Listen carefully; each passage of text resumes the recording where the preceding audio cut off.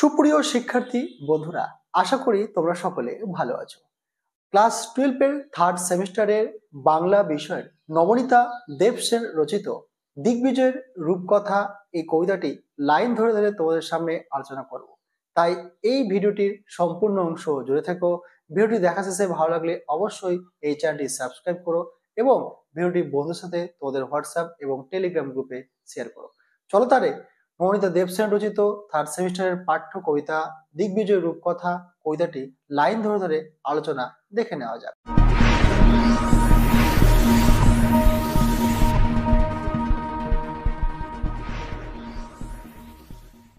Bangla third সেমিস্টারের পাঠ্য কবিতা নবনীতা দেবসেন রচিত দিগ্বিজয়ের রূপকথা। এই কবিতাটি নবনীতা দেবসেনের শ্রেষ্ঠ কবিতা নামক কাব্যগ্রন্থ থেকে নেওয়া হয়েছে। এটি একটি রূপকধর্মী কবিতা। চলো কবিতাটির লাইন ধরে ধরে আলোচনা দেখে নেওয়া যাক। দিগ্বিজয়ের রূপকথা।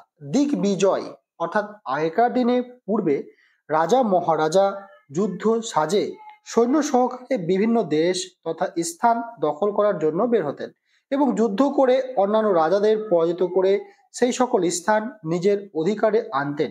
একেই দিগ্বিজয় বলা হতো। অর্থাৎ রাজারা তাদের শক্তি, তাদের ক্ষমতা, তাদের সৈন্যবল দ্বারা এক জায়গা থেকে আরেক জায়গায় রাজত্ব প্রতিষ্ঠা করার জন্য, স্থান দখলের জন্য তারা দিগ্বিজয় করতেন। রূপকথা অর্থাৎ কল্পনামূলক কাহিনী, অর্থাৎ রাজাদের বা রাজপুত্রদের দিগ্বিজয়ের রূপকথার কাহিনী। কি বলছে? রক্তে আমি রাজপুত্র, হলেনি বা দুঃখিনী জননী, দিগ্বিজয়ে যেতে হবে, দুরানী দিলেন সাজিয়ে, কবচ কুণ্ডল নেই, ধনুক তুনির শিরোত্রাণ কিছুই ছিল না, শুধু আশীর্বাদী দুটি সরঞ্জাম। এক, এই জাদু অশ্ব, মরুপথে সে হয় উট, আকাশে পুষ্পক আর সপ্তডিঙা সাজে সিন্ধু জলে, তেপান্তরে পক্ষীরাজ, তার নাম রেখেছি বিশ্বাস। দুই, এই হৃদয়ের খাপে ভরা মন্ত্রপুত অসি, শানিত ইস্পাত খণ্ড অভঙ্গুর, নাম ভালোবাসা, নিশ্চিত পৌঁছবো সেই তৃষ্ণাহর খরজুরের দ্বীপে। রক্তে আমি রাজপুত্র অর্থাৎ কবি অর্থাৎ লেখিকা নিজেকে রাজপুত্র, একজন পুরুষ বা পুংলিঙ্গ হিসেবে তিনি নিজেকে ব্যাখ্যা করছেন যে রক্তে আমি রাজপুত্র, অর্থাৎ আমার রক্তে রাজার রক্ত প্রবাহিত, অর্থাৎ রাজপুত্র, রাজার পুত্র, অর্থাৎ রাজার যে শৈব ক্ষমতা, রাজার যে দৈব ক্ষমতা, সেই রাজকীয় ব্যাপারটা তার মধ্যে প্রবাহিত। হলেনি বা দুঃখিনী জননী, অর্থাৎ হলেনি তিনি দুঃখিনী বা দুরানীর সন্তান। আগেকার কল্পকাহিনীতে আমরা দুটি রানীর কথা প্রসঙ্গ পাই। এক হচ্ছে দুরানী, অপরটি সুরানী। দুরানী রাজার হচ্ছে খুবই অপাত্রের রানী, তিনি বঞ্চিত লাঞ্ছিত, এবং এই দুরানীর সন্তান হচ্ছে তারাও অবহেলিত। তো সেই দুরানীর সন্তান হচ্ছেন এই রাজপুত্র, কিন্তু তাকে যেতে হবে দিগ্বিজয়, কারণ সে তো রাজার পুত্র, তার মধ্যে রাজার সেই ক্ষমতা, সেই বলবান, সেই শক্তি, সেই ধৈর্য প্রবাহিত, বীর্য প্রবাহিত, তাই তাকে তো দিগ্বিজয় যেতে হবে। সে হলনি দুঃখিনী দুরানীর সন্তান, তবুও দুরানী তাকে কি দিলেন? সাজিয়ে দিলেন। কিন্তু যুদ্ধে বা দিগ্বিজয়ে যাবার জন্য যে উপকরণগুলো প্রয়োজন, সেই উপকরণ সেই দুরানী তো নেই। তিনি বলছেন কবচ কুণ্ডল নেই, অর্থাৎ বর্ম নেই। যুদ্ধে যাওয়ার জন্য সৈনিকের বা রাজার যে কবচ কুণ্ডল প্রয়োজন, ঢাল প্রয়োজন, অর্থাৎ সেই জিনিসটা তার কাছে নেই। পৌরাণিক সাহিত্যে কবচ কুণ্ডল অর্থাৎ কর্ণের কবচ কুণ্ডল ছিল। সেই কবচ কুণ্ডলের জন্য তিনি যে কোনো অস্ত্রের আঘাত থেকে রক্ষা করতে পারতেন। তো কবচ কুণ্ডল হলো এক প্রকার অবৈধ বর্ম বা দৈব সৃষ্টি। এই অবৈধ বর্ম সেই ব্যক্তিকে অস্ত্রের আঘাত থেকে কি করতে পারে? রক্ষা করতে পারে। সেই কবচ কুণ্ডল এই রাজার পুত্রের কাছে নেই। ধনুক তুনির শিরোত্রাণ কিছুই ছিল না, অর্থাৎ যুদ্ধ করার জন্য যে ধনুক, সেই ধনুকটাও তার কাছে নেই। তুনির অর্থাৎ তীর রাখার যে পাত্র, সেই তীর রাখার পাত্র বা বাণ রাখার পাত্র, সেটাও তার কাছে নেই।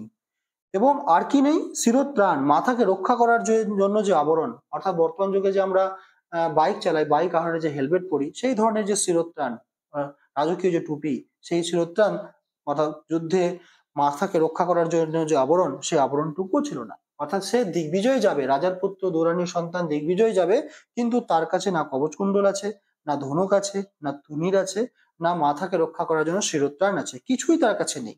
শুধু আশীর্বাদী দুটি সরঞ্জাম রয়েছে, অর্থাৎ আশীর্বাদ রূপে সেই দুরানীর সন্তানের দুটি আশীর্বাদ রূপে দুটি সরঞ্জাম, দুটি উপকরণ রয়েছে।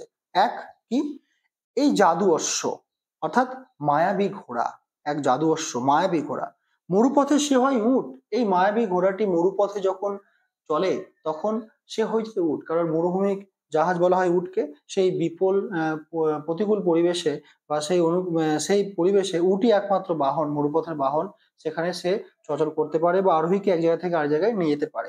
এই জন্য বলছে মরুপথে সে হয় উট। আকাশে পুষ্পক, অর্থাৎ আকাশে দৈবরথ, পুষ্পক অর্থাৎ দৈবরথ। হ্যাঁ, সেই পুষ্পক রথ যে ডানা মেলে কি হয়, পক্ষীরাজের মতো উড়ে যায়, এক জায়গা থেকে আরেক জায়গায় আকাশে বিচরণ করে বেড়ায়। সপ্তডিঙা সাজে সিন্ধু জলে, অর্থাৎ সপ্তডিঙা, অর্থাৎ আগেকার দিনে যে বণিকেরা সপ্তডিঙা সাজিয়ে বাণিজ্যে বেরোতেন, সেই সপ্তডিঙা সাজে সিন্ধু জলে, সমুদ্রের জলে। তেপান্তরের পক্ষীরাজ, অর্থাৎ তেপান্তর, তিনটি প্রান্তরের সমাহার এই পক্ষীরাজ, অর্থাৎ রূপকথায় বর্ণিত ঘোড়া যার পাখির মতো ডানা রয়েছে। পক্ষীরাজের পিঠে চড়েই রূপকথার নায়ক দ্রুত কোনো স্থানে পৌঁছে যেতেন অথবা যুদ্ধক্ষেত্রে সাফল্য পেতেন। অর্থাৎ কি রয়েছে যে আকাশে পুষ্পক, সপ্তডিঙা সাজে সিন্ধু জলে, তেপান্তরের পক্ষীরাজ, নাম রেখেছে বিশ্বাস। অর্থাৎ এক এক আশীর্বাদী সরঞ্জাম রূপে এক হচ্ছে কি বিশ্বাস। এই বিশ্বাসের জোরে তিনি মরুপথে, আকাশে, সপ্তডিঙা সিন্ধু জলে এবং তেপান্তর, সর্বক্ষেত্রে তিনি এই বিশ্বাসে বলের দ্বারা তিনি কি করবেন, এগিয়ে যাবেন বা দিগ্বিজয়ে তিনি সাফল্য মণ্ডিত হবেন, সেই দুরানির সন্তান।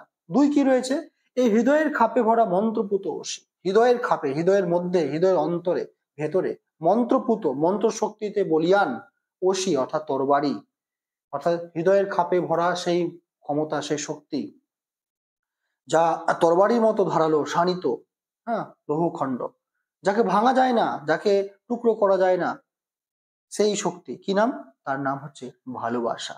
অর্থাৎ সেই দুরানির, সেই রাজপুত্রের সন্তানকে দুটি আশীর্বাদী সরঞ্জাম দিচ্ছেন। একটি হচ্ছে বিশ্বাস, যে বিশ্বাস বলে তিনি সমস্ত বাধা প্রতিকূলতাকে অতিক্রম করে দিগ্বিজয় করে ফেলবে। অপরটি হচ্ছে ভালোবাসা, যে ভালোবাসা দ্বারা শত্রুকে মৃত্যু রূপে তিনি পরিগণিত করতে পারবেন। ভালোবাসাকে ভাঙা যায় না, এই ভালোবাসার মূল্য অপরাজেয়। হ্যাঁ, সে তরবারির চেয়েও মূল্যবান, তরবারির চেয়েও শক্তির ধর, তরবারির ধারও হয়তো তার কাছে হার মেনে যাবে। অর্থাৎ এই বিশ্বাস এবং ভালোবাসার জোরেই দুরানির সন্তান দিগ্বিজয়ে বেরোবেন এবং দিগ্বিজয় করবেন এবং নিশ্চিত পৌঁছবো সেই তৃষ্ণাহর খর্জুরের দিকে। এবং এই বিশ্বাস ভালোবাসার দ্বারা তার যে ইচ্ছা, তার যে কামনা, তার যে বাসনা, সেই বাসনা তিনি কি করবেন, পূরণ করে ফেলবেন। অর্থাৎ সেই তৃষ্ণাকে হরণ করা, অর্থাৎ আমাদের জীবনের যে কাঙ্ক্ষিত লক্ষ্য, সেই কাঙ্ক্ষিত লক্ষ্যে সেই রাজার সন্তান বা সেই দুরানির সন্তান পৌঁছে যাবে। অর্থাৎ আমরা প্রত্যেকেই যদি আমাদের এই বিশ্বাস, এই ভালোবাসার জোর থাকে, এই বিশ্বাস ও ভালোবাসার জোরের দ্বারাই আমাদের যে মনের ইচ্ছা বা কামনা বা বাসনা, সেই তৃষ্ণা হরণ করা বাসনা, যে লক্ষ্যটা আমাদের পূরণ হলে আমাদের মন শান্ত হয়ে যাবে, সেই খর্জুরের দ্বীপে, খেজুরের দ্বীপে বা সেই স্বপ্নের সেই দ্বীপে আমরা নিশ্চিত পৌঁছে যাব, যদি আমাদের মনে বিশ্বাস থাকে এবং ভালোবাসা থাকে। সেই বিশ্বাসের বলে যে কোনো বাধা প্রতিকূলতাকে অতিক্রম করা যায়, যে ভালোবাসার দ্বারা সবকিছুকে হার মানানো যায়, সবকিছুকে জয় করা যায়। কবি এই কথাই কল্পনার মাধ্যমে আমাদের এই সত্যটি উন্মোচন করেছেন। খুব সুন্দরভাবে লেখিকা নমিতা দেবসেন দিগ্বিজয় রূপকথা কবিতাটি আমাদের সামনে ব্যাখ্যা করে বলছেন যে এই বিশ্বাস এবং ভালোবাসার দ্বারাই কিন্তু আমরা অপরাজেয় সমস্ত শক্তিকে, বা যেটা আমাদের দ্বারা মনে হচ্ছে যে সব সাফল্য হবে না বা সফল করা যাবে না, তাও কিন্তু জয় করা সম্ভবপর। এখনই সাবস্ক্রাইব করো মলয়দাস টিউটোরিয়াল চ্যানেলটিকে এবং পাশে থাকা বেল আইকনটি অন করে রাখো আমাদের সমস্ত ভিডিও সবার আগে পাওয়ার জন্য।